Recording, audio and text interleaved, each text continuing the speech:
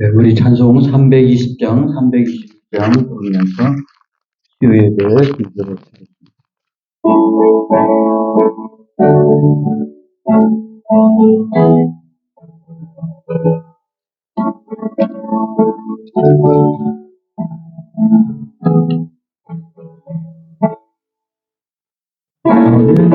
그를 정케 하사 주의 일꾼 삼으신 구세주의 넓은 사랑 항상 찬송합니다.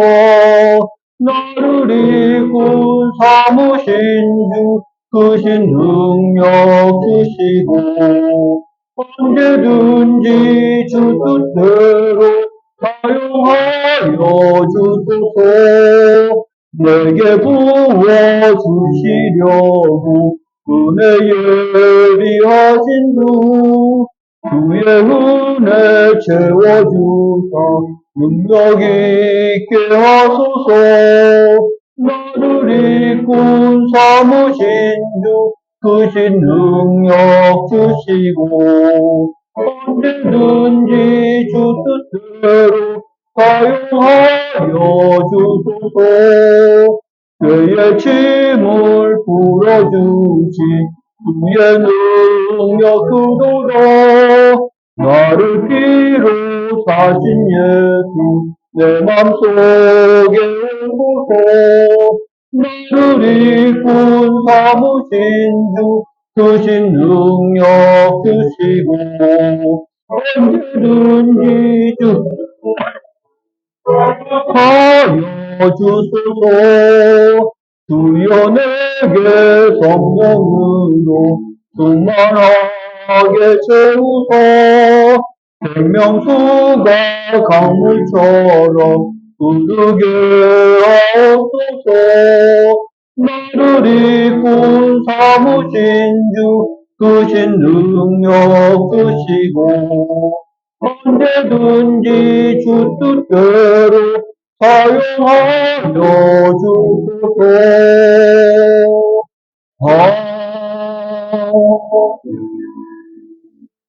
그 옆에 321장 그냥 더 부르십니다.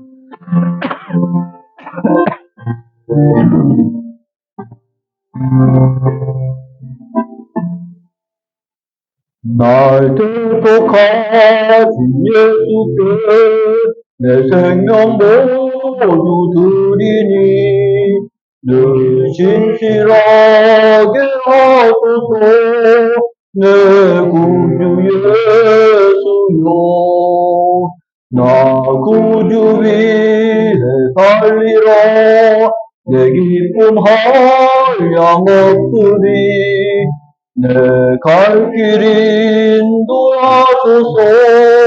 내 구주 예수여 날 구원하신 예수를 일평생 의지하오니 날 영접하여 주소서.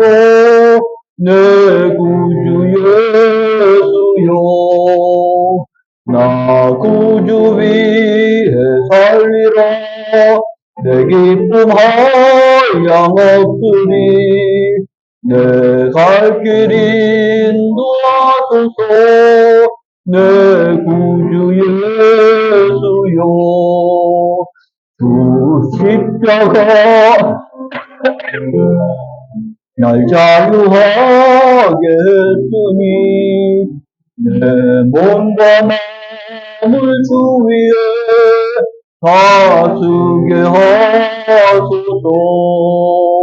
나 구주 위에 살리라. 내 기쁨 한량 없으니 내 갈 길 인도하소서.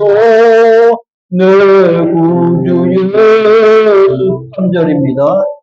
주 십자가에 달리서 날 자유하게 했으니 내 몸과 마음을 주 위에 다스게 하소서.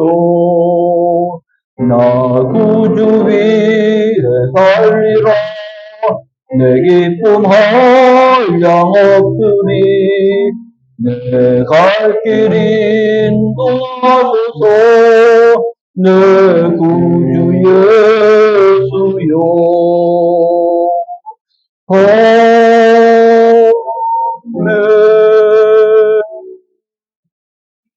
예배를 위해서 우리 통성으로 기도합니다. 은혜를 사모하며 이 밤도 하나님의 역사해 주시옵기를 사모하고 통성으로 기도합니다. 할렐루야. 찬양과 영광을 하나님께 올려드립니다. 이 저녁 시간도 주께서 부르시며 저희들로 주 안에 있게 하여 주심을 감사합니다. 이제 하루의 날이 저물어가고 있고 하나님, 저희들은 은혜를 사모하여 이 모든 것 내려놓고 주 앞에 나왔습니다. 하나님의 말씀이 선포되는 이 밤이 되기를 원하고 하나님 앞에서 가까이 가는 저희들이 신앙생활 속에서 하나님 주와 더불어 함께하며 또 친밀하며 그리고 주님과 더불어 함께하는 우리의 믿음 생활이 온전히 세워져 가게 하시고 강건해져 가게 하시고 충만해져 가는 은혜 역사가 일어나는 이 밤 되게 하여 주옵시고, 오늘도 하나님의 말씀을 통하여 우리 심령들이 새로워지고 풍성해지는 은혜의 시간들 될 수 있도록 이끌어 주실 줄로 믿습니다. 하나님께서 부족한 정도 붙들어 주시고 함께 은혜를 나누도록 역사해 주옵소서. 기름 부신 은혜가 함께하기를 소망하며 예수님의 이름으로 기도하옵나이다. 아멘. 성경은 민수기 16장입니다.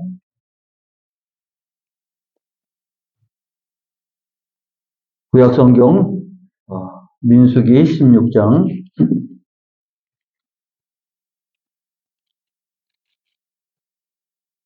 1절부터 3절까지 보겠습니다.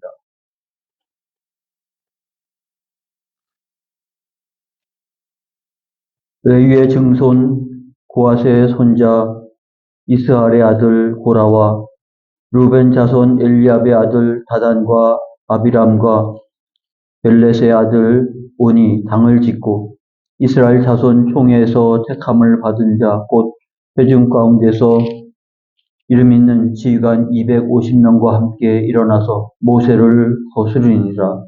그들이 모여서 모세와 아론을 거슬러 그들에게 이르되 너희가 분수에 지나도다. 회중이 다 각각 거룩하고 여호와께서도 그들 중에 계시거늘 너희가 어찌하여 여호와의 총회 위에 스스로 높이느냐. 아멘. 3절까지만 읽었습니다. 오늘 민수기 16장부터 19장까지의 내용 중에서 절반에 해당되는 내용을 우리가 함께 나누려고 합니다. 사실 민수기는 약속의 땅으로 가기 위해서 시내 광야에서 1년 2개월 동안 준비하고 있다가 드디어 이제 시내를 출발해서 바란 광야에 도착했고 이제 바란 광야에서 가데스 바네아로 이동하는 중에 우리가 봤던 여러 가지 문제점들이 나오지 않습니까? 하나님을 원망하는 일들이 나오게 되고 또 그들은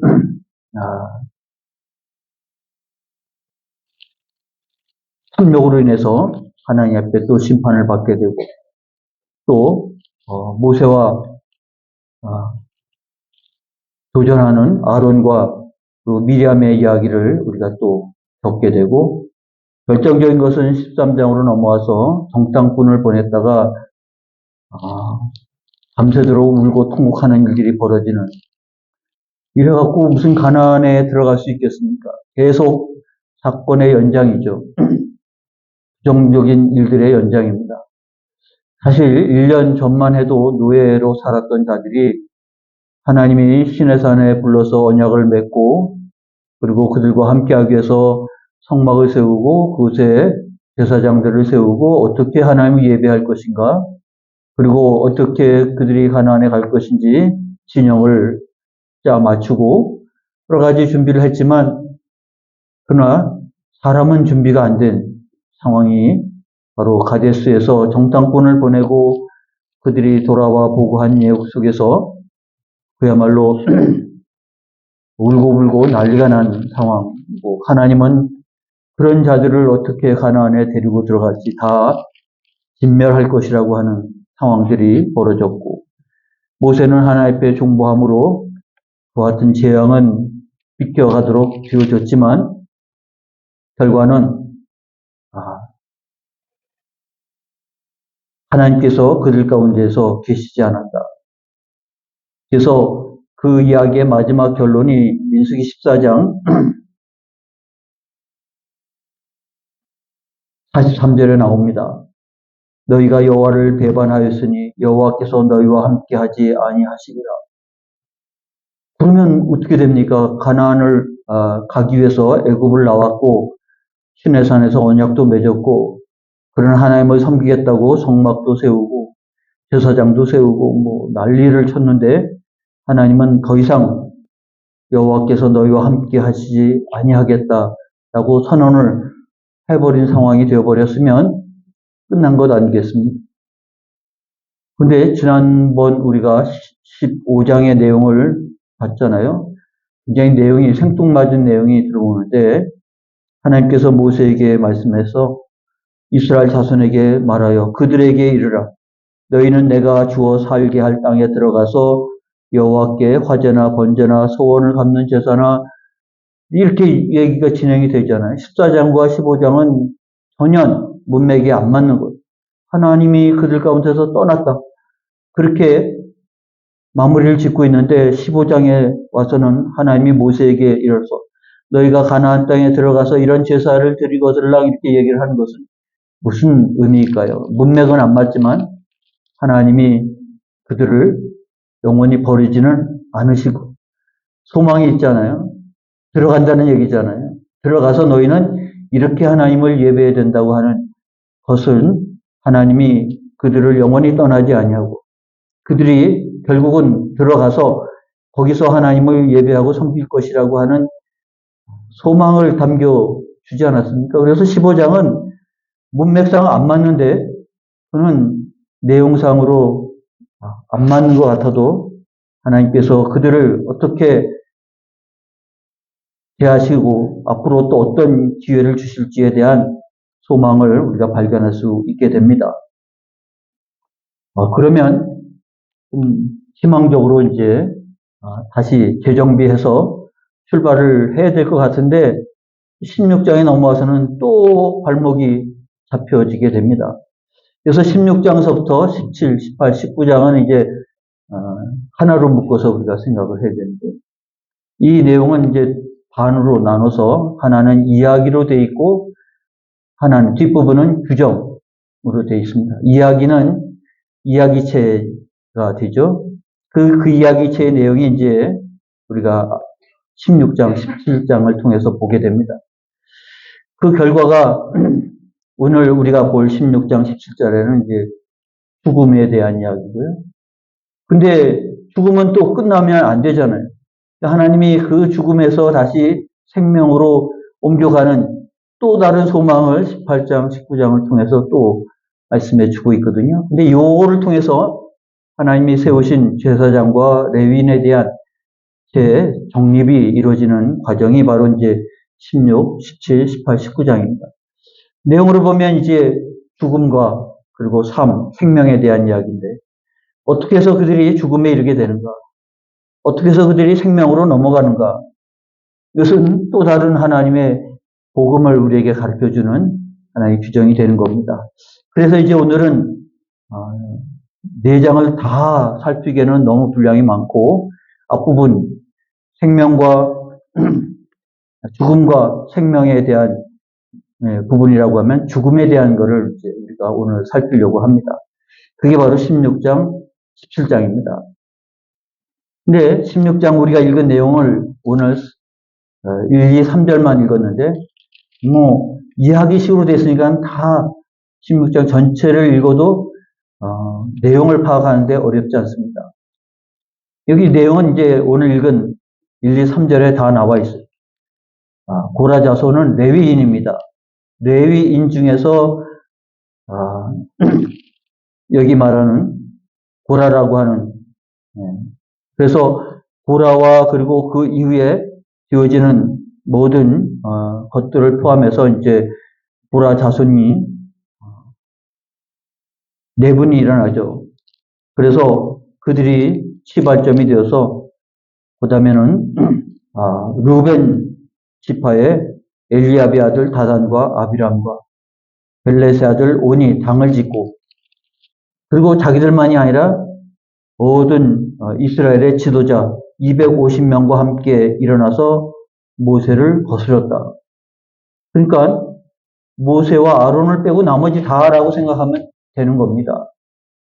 그 전체의 대표 250명의 족장들이 그러니까 모세와 아론을 빼고 나머지 다 일어나가지고 모세를 거스렸다. 그들이 모세에게 한 말이 그들이 모여서 모세와 아론을 거슬려 그들에게 이르되 너희가 분수에 지났도다. 회중이 다 각각 거룩하고 여호와께서도 그들 중에 계시거늘 너희가 어찌하여 여호와의 총회 위에 스스로 높이느냐. 백성들이 볼 때 모세와 아론은 총회에서 스스로 높였다고 생각을 하는 겁니다. 누가 너희를 그 자리에 세웠느냐. 사실 1년 전 출애굽할 때만 해도 모세와 아론은 존재가 없는 자들인데 하나님이 보냈다고 해서 와가지고 출애굽이 일어나고 그것을 계기로 해서 계속 총회의 지도자로 세워진 것이 이들은 1년 반 지나는 동안 못내 왜 저들이 저 앞에서 저렇게 설치지? 누가 저들을 저렇게 세웠지? 아마 그런 생각이 들었던 것 같아요. 이제 이럴 말미암아 네 분이 일어나게 됩니다.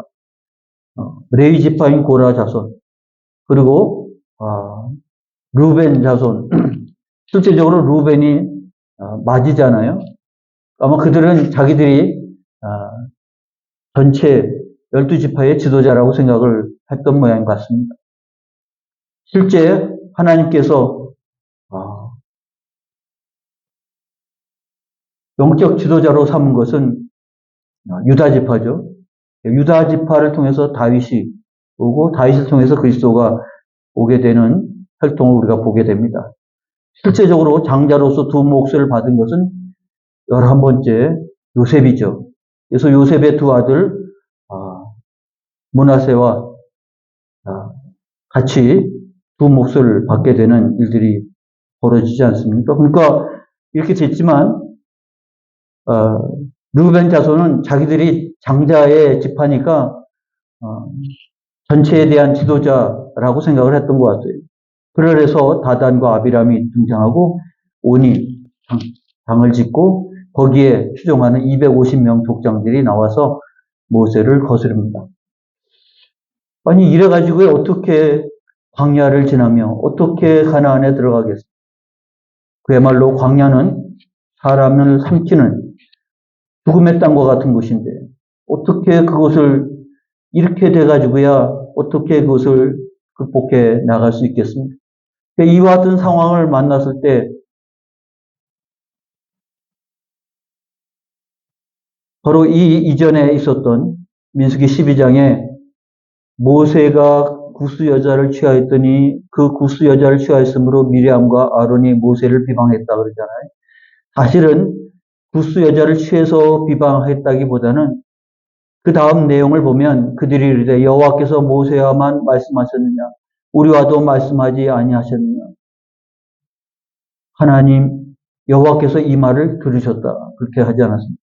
사실 비난하는 것은 구스 여자를 취했다고 하는 것이지만 실제적으로는 왜 모세만 우리의 지도자냐 그게 바로 집안에서 일어났잖아요. 미리암과 아론도 그렇게 생각했는데 아니 레위 지파 사람들이 그렇게 생각 안 하겠습니다. 다른 지파 사람들이 그렇게 생각하지 않겠습니다.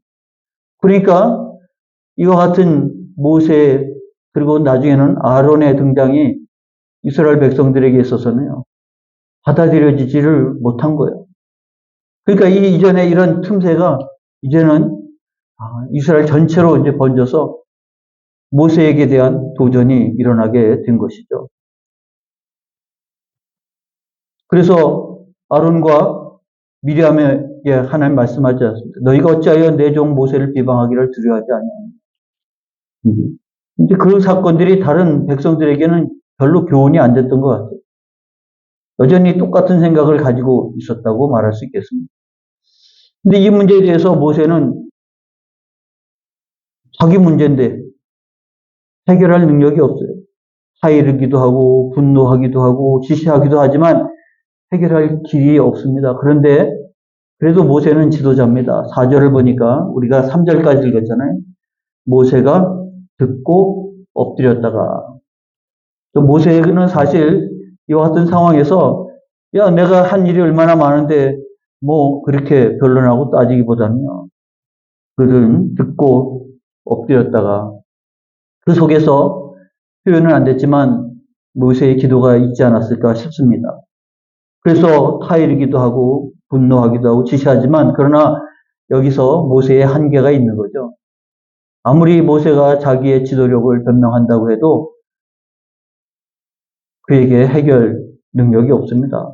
그 결과 우리는 바로 이 고라 자손의 반역을 그리고 다단과 아비람 그들의 반역들을 오늘 그 이야기 속에서 듣게 됩니다.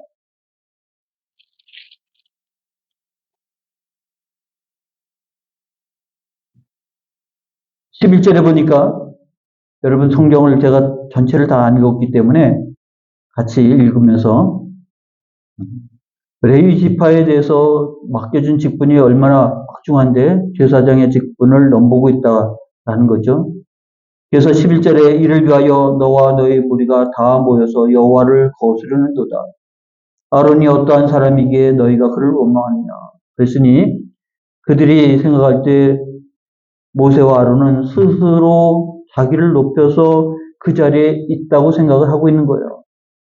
스스로 높여서 그게 3절 끄트머리에 나오는 내용 아니겠습니까? 그때 하나님의 지시 속에서 모세는 그들에게 모든 무리들이 모여서 향로를 가져오라. 거기에 향을 피우기 위해서는 불을 담아야 되지 않겠습니까? 불을 담고 그 위에 향을 피우는 거죠. 250명과 더불어 그리고 아론과 그리고 여기 나온 고라와 더불어 회막에 다 모여들었습니다. 근데 여호와께서 그 가운데 나타나셨고요. 모세와 아론에게 말씀했습니다. 21절을 보니까 너희는 이 회중에서 떠나라. 내가 순식간에 그들을 멸하려 하노라. 하나님의 말씀이 회막에 모여든 자들의 가운데서 모세와 아론에게 들려집니다. 그때 두 사람이 지금 상황이 하나님께서 다 진멸하겠다고 지금 말씀하고 있는 거니까요. 그 두 사람이 엎드려 이르되 하나님이여 모든 육체의 생명이 육체의 생명의 하나님이여 한 사람이 범죄하였거늘 온 회중에게 진노하시나이까. 하나님께서 모세에게 말씀합니다. 그러면 그들을 남겨놓고 다 떠나라. 그러니까 분리가 일어나는 겁니다. 고라 그리고 다단, 아비람 그 반역한 사람들 더불어 250명을 남겨놓고 나머지는 다 자리에서 그들과 섞이지 말고 물러가라. 그러고서 하나님께서 그들에게 심판을 내리십니다. 그 심판을 여러분이 아신 것처럼 있는 상태에서 땅이 입을 열어 30절에 만일 여호와께서 새 일을 행하사 땅이 입을 열어 이 사람들과 그들의 모든 소유물을 삼켜 산채로 수월에 빠지게 하시면 이 사람들이 과연 여호와를 멸시한 것인 줄 너희가 알리라. 그가 이 모든 말을 마치자마자 그들이 섰던 땅바닥이 갈라지니라.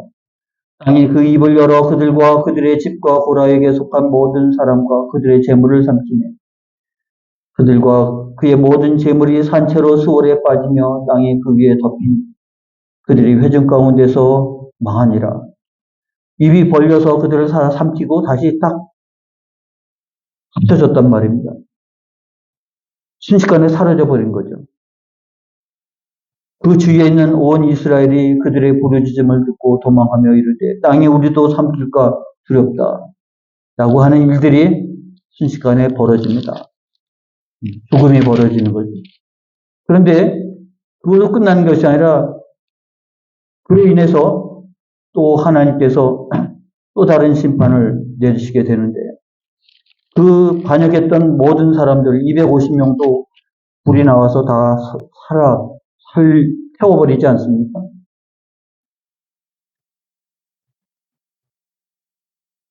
그리고 그 향로를 가지고 그들이 향을 담았던 그 향로를 가지고 다 녹여가지고 제단을 쌓는 것을 만들었습니다. 기념물을 만들었는데 이 사건을 통해서 하나님께서 하신 말씀이 무엇이겠습니까? 근데 이 일을 겪고 나서도 백성들이 회개하는 것이 아니라 원망하는 것. 41절에 보니까 이튿날 이스라엘 자손이 온 회중이 모세와 아론을 원망하여 이르되 너희가 여호와의 백성을 죽였도다. 회중이 모여 모세와 아론을 칠 때 회막을 바라본즉 구름이 회막을 덮었고 여호와의 영광이 나타났더라. 이스라엘 백성들의 회중의 반응은 회개하는 것이 아니라 모세와 아론을 원망했고 너희가 여호와의 백성을 죽였다라고 말하고 있습니다. 그러니까 보는 관점이 많이 다르죠. 하나님께서 그렇게 하셨으면 우리가 죽을까 그래서 회개해야 되는데 회개하는 것이 아니라 모세와 아론을 향해서 너희가 여호와의 백성을 죽였다. 그러고서 모세와 아론을 치려고 죽이려고 그럴 때 회막에 하나님이 구름으로 덮여서 임재를 드러내십니다. 그리고 여호와께서 모세에게 말씀하십니다. 너희는 이 회중에서 떠나라. 내가 순식간에 그들을 멸하러 하노라.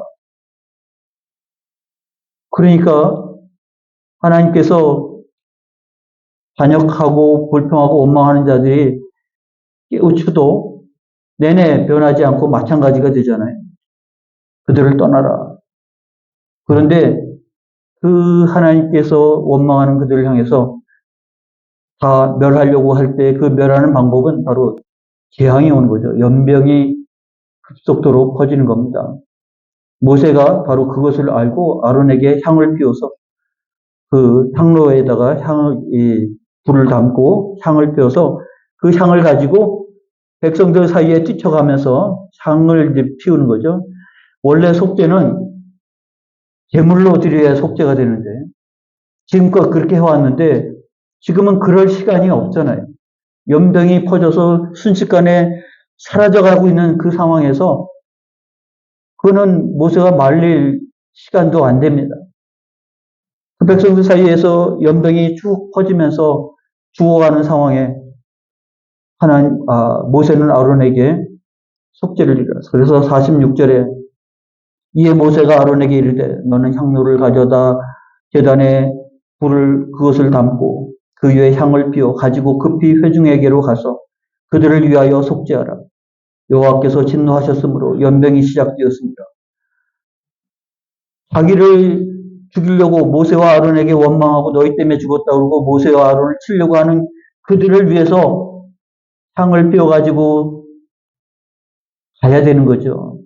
그게 제사장의 직분입니다. 그래서 아론이 모세의 명령을 따라 향로를 가지고 회중에게로 달려간즉 백성 중에 연병이 시작되었는지라 이에 백성을 위하여 속죄했다. 향으로 드리는 속죄가 이제 되어지는 거죠.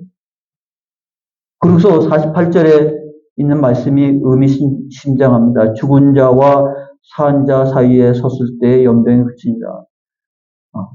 그 경계입니다. 죽은 자와 산 자 사이에 경계가 뭡니까? 범죄했지만 속죄가 되어질 때에는 죽음에서 살아나는 것이고 속죄가 되어지지 않을 때는 죽음으로 끝나는 것 아니겠습니까? 그 사이에 제사장이 서 있다고 하는 것이죠. 제사장의 존재는 바로 산자와 죽은 자 사이에 있는 것이고, 아론이 바로 제사장이라고 하는 것은 그와 같은 일들이라고 하는 사실을 드러내 주고 있습니다.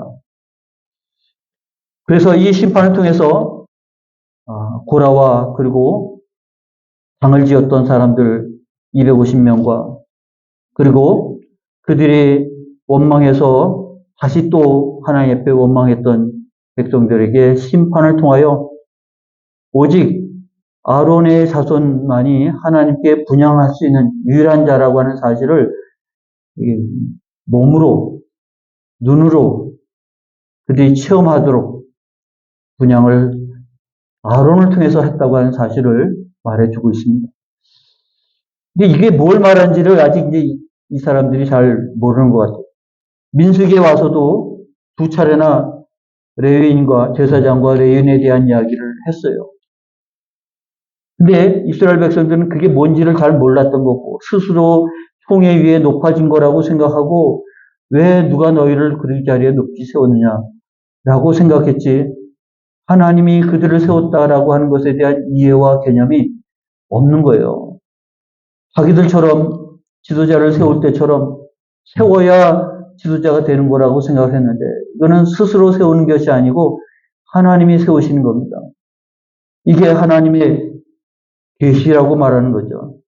사람이 좋을 대로 만드는 것이 아니라 하나님이 주신 것들을 밝히 따를 때 구원의 길이 있는 것이요. 내가 곧 길이요 진리요 생명이 나로 말미암지 않고는 아버지께로 올 자가 없다. 하나님이 그 계시를 주신 거예요. 그 복음을 주신 거죠. 그걸 말고 내가 길이 되고 내가 진리가 되고 내가 생명을 만드는 것이 용납이 안 되는 거죠. 이 사람들은 하나님의 계시가 뭔지에 대해서 정확한 이해가 부족했다고 말할 수 있겠습니다. 뿐만 아니라 17장으로 넘어가면 이제 사건이 지나고 난 다음에 모세가 모든 지파의 족장들을 부릅니다. 그리고 한 사람씩 각 지파의 족장들이 지팡이 하나씩을 내게 합니다. 12 지팡이가 놓여졌겠죠. 그런데 거기에 다 이름을 쓰고 이제 회막 안에다가 증거궤 앞에다가 두었습니다. 하나님이 왜 그 얘기를 했냐면 17장 5절에 내가 택한 자의 지팡이에는 싹이 나리니 내가 택한 자의 지팡이에는 싹이 나리. 원래 지팡이는 생명이 없기 때문에 싹이 날 수가 없는 겁니다. 그런데 모든 지팡이 중에서 내가 택한 자의 지팡이에는 싹이 나리니 이것으로 이스라엘 자손이 너희에게 대하여 원망한 말을 내 앞에서 그치게 하리라. 그래서 아론의 지팡이가 이제 드려졌는데 8절 보니까 이튿날 모세가 증거의 장막에 들어가 본즉 레위 집을 위하여 낸 아론의 지팡이에 움이 돋고 순이 나고 꽃이 피어서 살구 열매가 열렸더라. 거기 웬 살구 열매? 우리 식으로 표현하면 살구 열매가 맺혔다고 생각했는데 원래 살구 열매가 뭘 말하면 아몬드를 말합니다. 아몬드. 이게 아몬드가 살구씨처럼 생겼잖아요. 왜냐하면 우리가 번역할 때는 아몬드가 없었기 때문에 살구씨라고 살구 열매라고 표현을 했는데 원래는 이제 아몬드입니다. 그런데 이것이 모든 지팡이가 아니라 레위 지파를 대표해서 낸 아론의 지팡이에만 이 싹이 났고요. 이것을 가지고 하나님께서 내가 택한 자라가 스스로 높아져서 세워진 게 아니고 내가 택하여 세웠다고 하는 사실을 보여주는 거죠. 근데 이분들에게는 그동안 출애굽해서 거기 올 때까지 그 개념이 머리에 안 들어오는 거예요. 저 지도자는 우리 가운데서 세워져서 지도자가 되는 것이지 하나님이 세워서 지도자가 된다고 하는 개념이 잡혀지질 않는 거예요. 그러니까 왜 아론만 제사장이 되냐? 그럼 아론과 또 미리암도 왜 모세만 지도자가 되냐? 모든 백성들이 다 그러고 생각하고 있어요. 하나님이 택했다라고 하는 것에 대해서 이와 같이 죽음으로써 경험하게 되는 겁니다. 이로 말미암아 하나님께서는 그 쌍난 지팡이를 다시 모든 사람들에게 돌려주고요. 오직 쌍난 지팡이만 증거궤 앞에 도로 가져가 줍니다. 17장 10절 말씀을 보십니다. 여호와께서 또 모세에게 이르시되 아론의 지팡이는 증거궤 앞으로 도로 가져다가 거기 간직하여 왜 그러냐면 반역한 자에 대한 표징이 되게 하여 그들로 내게 대한 원망을 그치고 죽지 않게 할지니라. 이것도 죽음과 삶의 경계에 있지 않아요. 나에 대해서 원망하지 않도록. 그래서 아론의 쌍난 지팡이는 하나님의 능력을 나타내는 것뿐만이 아니라 반역한 자의 표징이에요. 그들 때문에 쌍난 지팡이가 나온 것 아니겠습니까? 거기다 놓고 하나의 경계로 삼아서 내게 대한 원망을 그치고 죽지 않게 할지니라. 그랬으니 하나님에 대한 원망이 아니고요. 하나님께서 하시는 일에 대해서, 섭리에 대해서 깨닫고 믿음으로 응답해가는 일이 되어져야만 한다고 말할 수 있는 것입니다. 그랬더니 17장 마지막에 백성들이 그렇게 말합니다. 12절, 13절이죠. 17장 끄트머리에 이스라엘 자손이 모세에게 말하여 이르되 보소서 우리는 죽게 되었나이다. 망하게 되었나이다. 다 망하게 되었나이다. 가까이 나아가는 자 곧 여호와의 성막에 가까이 나아가는 자마다 다 죽사오니 우리가 다 망하여야 하리이까. 우리는 나가지 못하니까 하나님이 우리를 다 죽이시려고 합니까? 여기에도 좀 원망이 좀 담겨있는 말투라고 느껴지지 않겠습니까? 근데 이제 이 죽음에서 18장, 19장으로 넘어가면서 죽음에서 생명으로 바뀌어지는, 그렇다고 하면 누가 하나님 앞에 나아갈 수 있겠습니까? 하나님께서 나아갈 수 있는 길을 18장, 19장을 통해서 가르쳐 주지 않겠습니까? 그게 복음인 거예요. 다 죽을 수밖에 없는 우리인데 죽지 않고 나아가 하나님을 예배하고 섬길 수 있는 길을 우리에게 주신 거죠. 그게 바로 복음이라고 말할 수 있겠습니다. 여기서 우리에게 분명한 것은 계시가 무엇인지를 가르쳐 주는 겁니다. 하나님이 하시는 일은 하나님께서 우리에게 알려주시죠. 그건 1.1핵이라도 바뀌면 안 되는 거예요. 내가 이게 더 좋은데요. 내가 선택해서 가는 길이 구원의 길이 아닌 것이죠. 하나님이 주신 계시가 되어야만 합니다. 그래서 제사장을 세우고 레위 지파를 세우고 하는 것들은 하나님이 구원을 위해서, 속죄를 위해서 하나님 앞에 나아갈 수 있도록 하기 위해서 택하신 제도입니다. 그게 이제 완성되는 것이 예수 그리스도의 십자가의 보혈로 완성이 되는 거기 때문에 바뀔 수가 없는 거예요. 우리 중에서 잘하는 사람을 골라 뽑아가지고 제사장을 세워서는 안 되는 거죠. 우리 중에 하고 싶다고 하는 사람들을 모아가지고 레위 지파를 만들 수가 없는 겁니다. 하나님이 택하셔서 그들에게 맡기신 것들이기 때문에 그것은 하나님 앞에서 받은 계시입니다. 계시대로 이루어져 가야 되는 것이죠. 성경은 그것대로 이루어져 가고 있다고 하는 사실을 가르쳐주고 있지 않습니다. 모세오경을 통해서 하나님의 계시가 있다고 하면 역대상하를 통해서 어떻게 그 말씀대로 했는지 다 드러나지 않습니까? 그리고 예언서를 통해서 그 말씀대로 살으라고 선지자들을 통해서 말씀하고 있지 않습니까? 계시를 벗어나면 안 됩니다. 계시를 벗어나면 그들은 스스로 자기들이 좋을 대로 선택하는 신앙생활이 되어서는 안 되는 것입니다.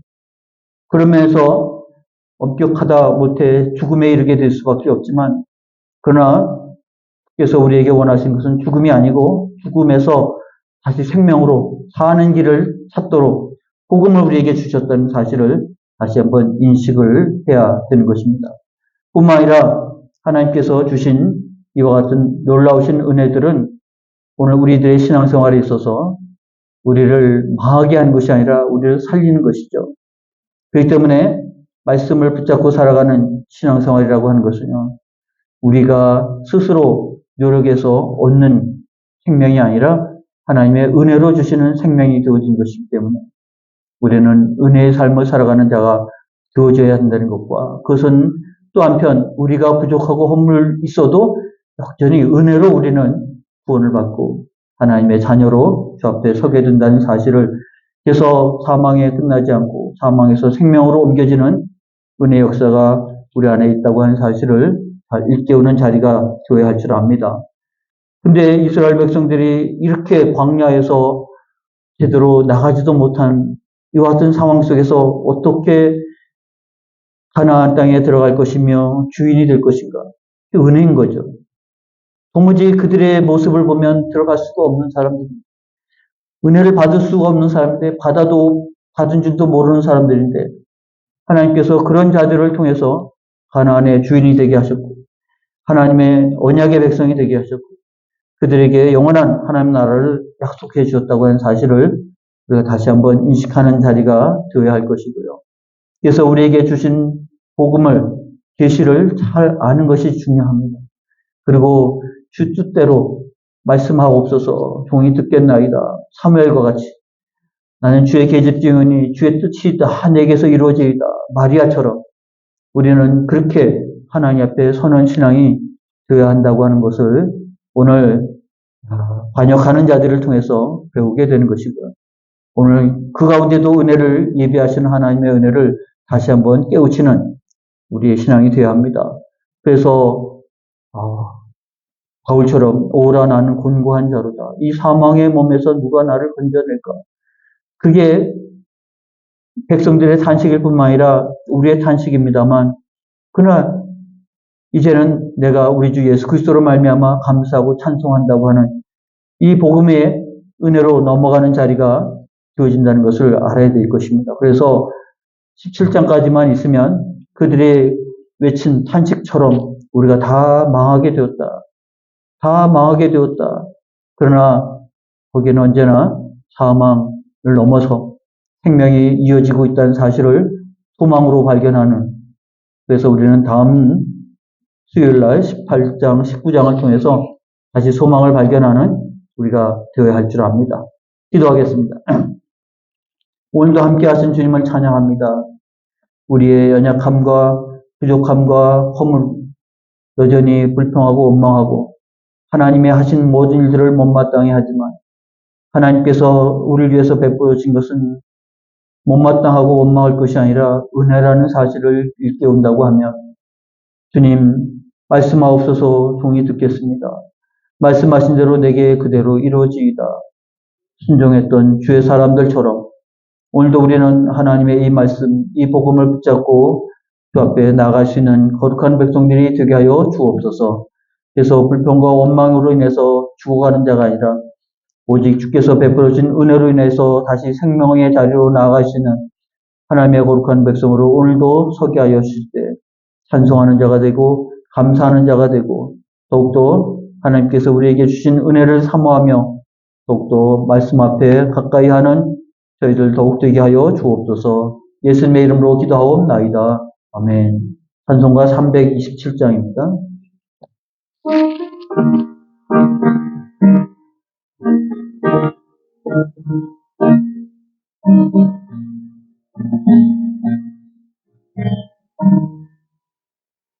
주님 주신 화평 믿음 얻기 위해 너는 정성껏 기도했나. 주의 제단 앞에 모두 바치기 전 복을 받을 주 생각나라. 주의 제단에 간제사 드린 후에 주 내 맘을 주저하니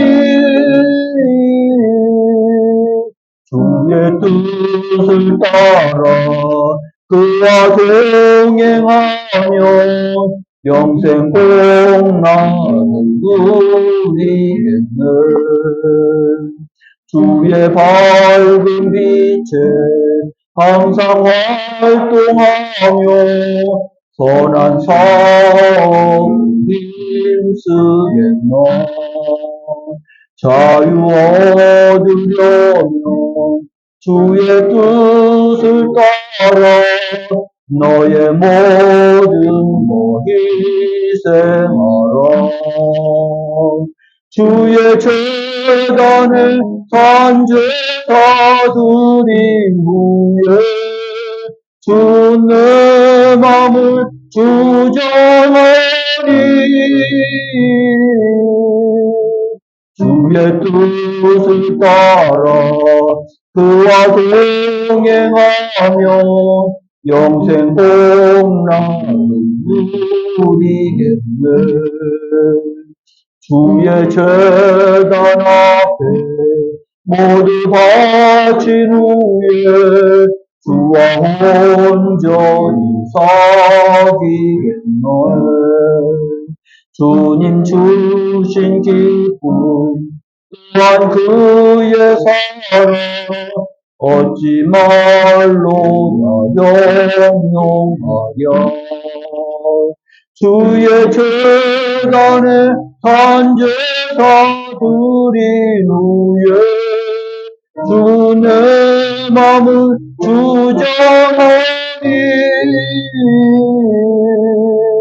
주의 뜻을 따라 그와 동행하며 영생 복락을 누리겠네. 아멘. 우리 중보기도 같이 합니다. 주께로 날마다 더 가까이.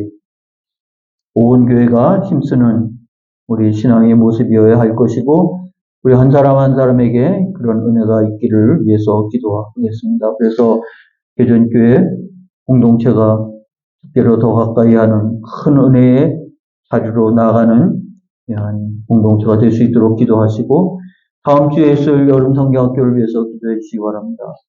우리 말씀을 사모하며 배우기 원하는 모든 신청자들이 은혜 가운데 말씀을 잘 배우고 준비되어서 귀한 일꾼으로 쓰임받을 수 있도록 위해서 통성으로 기도하겠습니다. 하나님 아버지 은혜 감사합니다.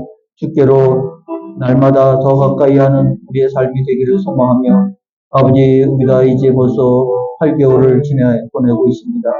하나님 주여 우리의 신앙은 날마다 주 앞에 더 가까이 하는 신앙이 되어지기를 소망하오니 우리의 예배에서 우리의 말씀과 우리의 기도에서 아버지 하나님 우리가 주를 섬기고 하나님 사랑하고 섬기는 모든 일에 있어서 아버지 하나님여 더욱 성장하고 성숙되어져가는 저희가 더욱 될 수 있도록 원하오니 아버지 하나님께서 귀한 것을 계기로 해서 주님 저희를 깨우쳐 주시고 더원 인도하신 역사가 일어나게 하여 주옵소서. 개전교회 공동체가 이와 같은 은혜를 사모하며 주 앞에 나아갈 수 있게 하옵소서. 예배마다 하나님의 은혜가 넘치고 아버지 하나님의 말씀할 때마다 깊은 각성과 깨우침과 통찰과 분별의 역사가 일어나게 하여 주옵시고 헌신이 있으며 아버지의 말씀대로 이루어지이다. 하나님 앞에 거룩한 헌신의 자리에 아버지 소서 우리 하나님께 쓰임받는 인분들이요 아버지 세워지는 사람들이요 저희를 통해서 아버지 복의 근원이요 축복의 통로로 쓰임받을 수 있도록 역사가 일어날 수 있도록 인도하여 주옵소서. 다음 주에 있을 여름성경학교에 주님 함께해 주옵시고 우리 하나님께 영광을 돌리시는 자리가 되게 하여 주옵소서. 말씀의 깊은 은혜의 자리가 되게 하여 주옵시고 아버지 앞에 세움받는 자리가 되도록 우리 하나님의 은혜 베풀어 주옵소서. 아버지 하나님 그래서 우리가 말씀 앞에 서고 아버지 말씀에 붙들리고 말씀을 붙들고 살아가는 놀라운 역사가 있음으로 인해서 복 있는 자가 될 수 있도록 주야로 묵상한 자가 될 수 있도록 인도해 주옵소서. 예수님의 이름으로 기도하옵나이다. 아멘. 기도문으로 예배 마칩니다. 하늘에 계신 우리 아버지의 이름을 거룩하게 하시며 아버지의 나라가 오게 하시며 아버지의 뜻이 하늘에서와 같이 땅에서도 이루어지게 하소서. 오늘 우리에게 일용할 양식을 주시고 우리가 우리에게 잘못한 사람을 용서해 준 것 같이 우리 죄를 용서하여 주시고 우리 시험에 빠지지 않게 하시고 악에서 구하소서. 나라와 권능과 영광이 영원히 아버지의 것입니다. 아멘. 하나님은 내가 오늘도 함께 함께해서 예배의 시간 예배 자리에 들어갔습니다. 하나님 이와 같은 아버지 부족한 자들이 연약한 자들이 하나님 주의 은혜 속에 있게 되시기 바랍니다. 아버지 하나님께서 하시는 일, 하나님께서 세우신 일, 하나님의 택하신 일의 소중함을 알 수 있게 하여 주옵소서. 그것은 하나님께서 세우신 직분입니다. 아버지 하나님께서 세우신 아버지 사명입니다. 아버지께서 하신 바 원하신 것을 이루는 것입니다. 우리가 하나님 교만하지 않게 하시고 주장하지 않게 하시고 아버지 하나님여 택하시는 은혜 감사해서 충성된 자로 주 앞에 섬기며 주의 일을 감당해 가시는 저희가 될 수 있도록 하나님이 함께해 주시옵니다. 결통하여 이루시는 하나님의 신실한 표를 주시는 저희가 되게 하시고 아버지의 영광 가운데 더욱더 채움받는 하나님의 사람들로 하나님 앞에서 행복하게 해주시고 우리 하나님의 가운데 있으시고 하나님께서 있으신 것이 역사해 주시는 통해서 하나님의 거룩한 소리들을 이루어가시는 자리가 되고 하나님의 은혜 주시옵소서. 하나님의 은혜의 자리로 하나님의 은혜의 자리로 하나님의 영광의 자리로 하나님께 영광을 주시옵소서. 하나님의 은혜에 주시옵소서. 하나님의 사랑하게 연약한데 힘을 얻게 강건함을 얻게 하여